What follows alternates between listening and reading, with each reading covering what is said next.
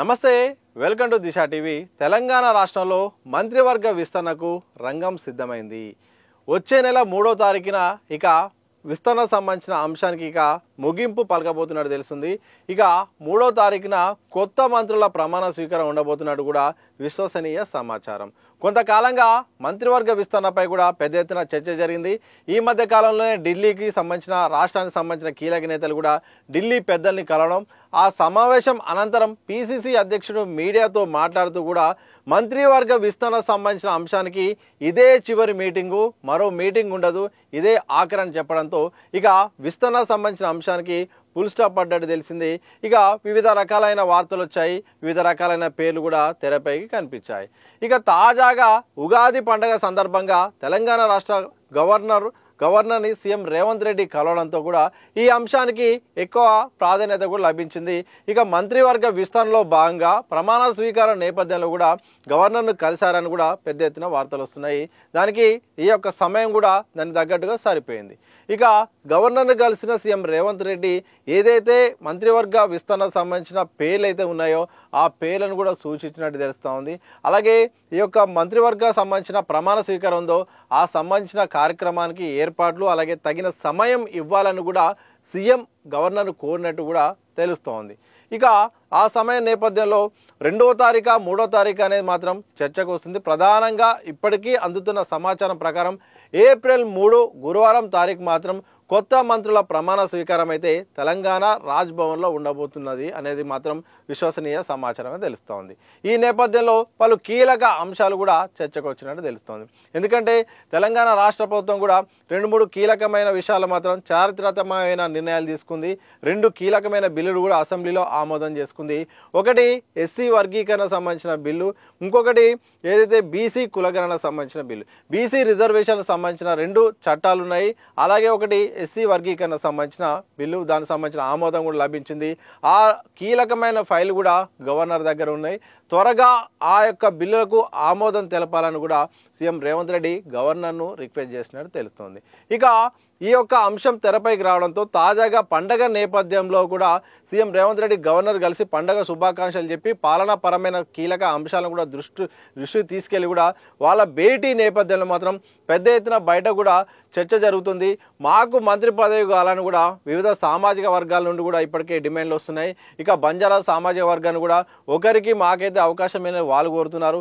మాదిగ సామాజిక వర్గం నుండి ప్రాతినిధ్యం వహించాలి, ఎందుకంటే ఈసారి మాలలకే ఎక్కువగా కాంగ్రెస్ సర్కార్లో బెనిఫిట్ పొందుతున్నారు, మాకు మంత్రి పదవి ఇవ్వాలని కూడా ఆ సామాజిక వర్గం కోరుతుంది. ఇక రంగారెడ్డి నుండి కూడా మాలో ఒక్కరికి ఇచ్చిస్తే చాలు, ఒక్కరికని ఇవ్వండి, రంగారెడ్డి హైదరాబాద్ 2 పరిధిలో దృష్టి పెట్టుకొని జిహెచ్ఎంసీ దృష్టి పెట్టుకొని మాత్రం మాలో ఒకరికి ఇవ్వాలని కూడా ఆ సంబంధించిన రంగారెడ్డి సంబంధించిన ఎమ్మెల్యేలు కూడా అధిష్టానాన్ని కలవడం, రాష్ట్రంలోని కీలక వ్యక్తులను కూడా కలిసి వాళ్ళ విన్నపాన్ని తెలిపిన సందర్భం కనిపిస్తుంది.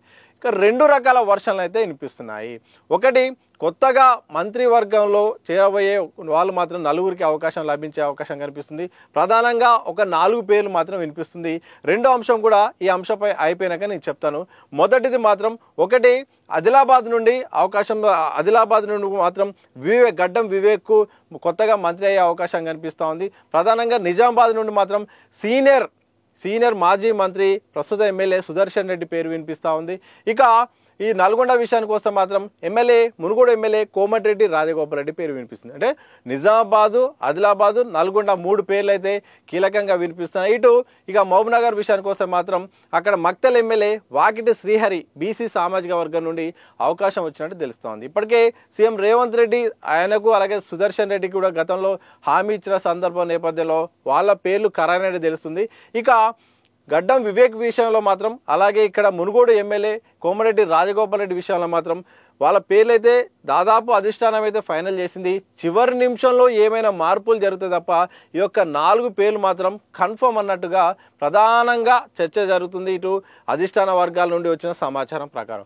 ఇక రెండో వర్షన్ విషయానికి వస్తే మాత్రం ఒక ఓసీ సామాజిక వర్గం నుండి ఒకరికి, బీసీ సామాజిక వర్గం నుండి ఒకరికి, ఎస్టీ సామాజిక వర్గం నుండి ఒకరికి, అలాగే ఎస్సీ సామాజిక వర్గం నుండి ఒకరికి, ఇలా 4 సామాజిక వర్గాల ద్వారా 4గురికి అవకాశం కల్పించాలనే ఒక చర్చ జరుగుతుంది. కల్పిస్తారన్న వార్తలు కూడా వినిపిస్తున్నాయి. ఇక మైనారిటీ నుండి కూడా మరొక పదవి ఇస్తే, మైనారిటీ నుండి అవకాశం ఇస్తే బాగుంటుంది, మాకు మైనారిటీకి కాంగ్రెస్ ప్రాతినిధ్యం వహించే అవకాశం ఇస్తే అది ఎన్నికల్లో ఓటు బ్యాంకులో కూడా ప్రభావం ఉండే అవకాశం ఉందని వినిపిస్తుంది. ప్రధానంగా మాత్రం 4 పేర్లు అయితే వినిపిస్తున్నాయి. ఒకటి ఓసీ నుండి ఒకరికి, అలాగే బీసీ నుండి ఒకరికి, ఎస్టీ నుండి ఒకరికి, ఎస్సీ నుండి ఒకరికి, ఎస్సీలో మాదిగ సామాజిక వర్గం నుండి ఒకరికి కావాలి, ఒకరికి ఇస్తారనే ప్రచారం అయితే జరుగుతుంది. మరి ఇందులో ఏ యొక్క సమీకరణను అధిష్టానం తీసుకుంటుంది, ఎవరి పేరు ఫైనల్ అవుతుందని మాత్రం తెలియాల్సిన అవసరం అయితే ఉన్నది. ఎందుకంటే వాస్తవ పరిస్థితులు ఒకలాగున్నాయి, ఢిల్లీ నుండి వస్తున్న పేర్లు ఒకలాగున్నాయి, అది మళ్ళీ కాంగ్రెస్ పార్టీపై ప్రభావం చూపే అవకాశం ఉంది అనే మళ్ళీ వాళ్ళ పేర్లు కొత్తగా ఏదైతే ఫస్ట్ 4 పేర్లు చెప్పినో ఆ 4 పేర్ల విషయంలో మాత్రం ఇందులో ఒక 2 పేర్ల విషయంలో మాత్రం తర్వాత కాంగ్రెస్ పార్టీకి కాస్త డ్యామేజ్ అయ్యే అవకాశం కూడా కనిపిస్తా అన్నట్టు కూడా వార్తలు వస్తున్నాయి. ఎందుకంటే నల్గొండ నుండి ఇప్పటికే 2 రెడ్లకు అవకాశం వచ్చింది, మరో రెడ్డికి అవకాశం అనే దానిపైన కూడా విశ్లేషణ వస్తున్నాయి. అందులో మళ్ళీ వాళ్ళ అన్న కోమటిరెడ్డి వెంకటరెడ్డి మంత్రిగా ఉండడంతో అన్నదమ్ములకైనా మరి బీఆర్ఎస్ కుటుంబ పాలన తిట్టారు, మరి కాంగ్రెస్ ఏ పాలన చేస్తుందనే విమర్శలు కూడా మూటగట్టుకునే అవకాశం ఉంది. ఇక గడ్డం వివేక్ విషయానికి వస్తే మాత్రం అక్కడి నుండి కూడా ఇప్పటికే కొడుకు ఎంపీ ఉన్నాడు, సోదరుడు ఎమ్మెల్యేగా ఉన్నాడు, మరి ముగ్గురికి ఒకే కుటుంబంలో 3 పదవులు ఉన్నాయి, దానితోడు మరో మంత్రి పదవి మళ్ళీ మాల సామాజిక వర్గానికి అవకాశం వచ్చింది అని ఒక పెద్ద విమర్శను కాంగ్రెస్ పార్టీ ఎదుర్కొనే అవకాశం ఉంది. ఎంఆర్పిఎస్ వ్యవస్థాపక అధ్యక్షులు అయితే మాత్రం ఈ అంశాన్ని గట్టిగా పట్టుకొని ఆయన మాత్రం కాంగ్రెస్ను టార్గెట్ చేసే అవకాశం కూడా ఉంది.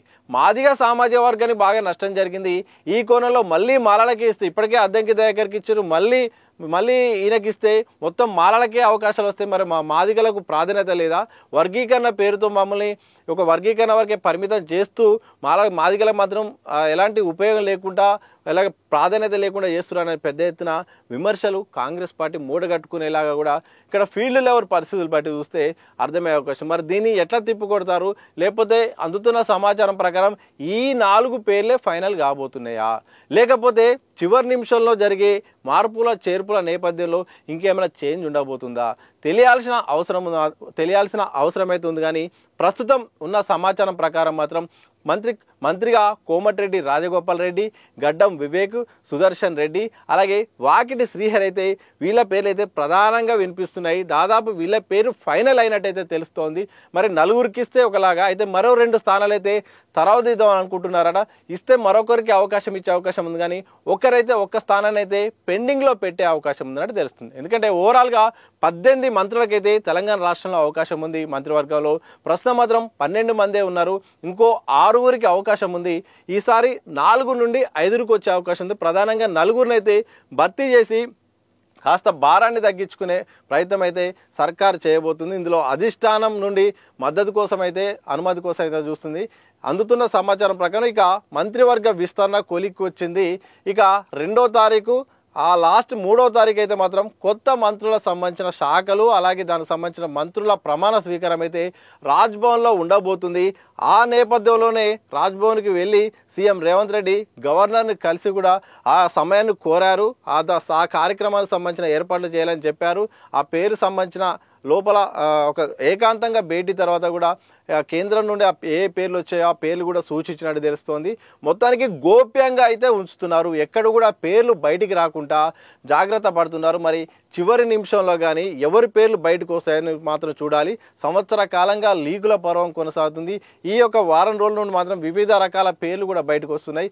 తీవ్రమైన పోటీ ఉంది, సామాజిక వర్గాల నుండి పోటీ ఉంది. మనం ఇప్పుడు మాట్లాడుకున్న ఇదే సమయానికి ప్రెస్ క్లబ్లో లంబాడా సామాజిక వర్గానికి సంబంధించిన నేతలు కూడా మరోసారి ప్రెస్ మీట్ నిర్వహించి మాకు మంత్రివర్గంలో చోటు కల్పించాలని కూడా ఢిల్లీకి వెళ్ళిన తర్వాత కూడా మళ్ళీ ప్రెస్ మీట్ పెట్టిన సందర్భం. ఇలాంటి కీలకమైన మార్పు చేర్పులు చర్చ జరుగుతున్న నేపథ్యంలో ఎవరి పేర్లు ఫైనల్ అవుతాయో మాత్రం తెలియాల్సిన అవసరం ఉంది.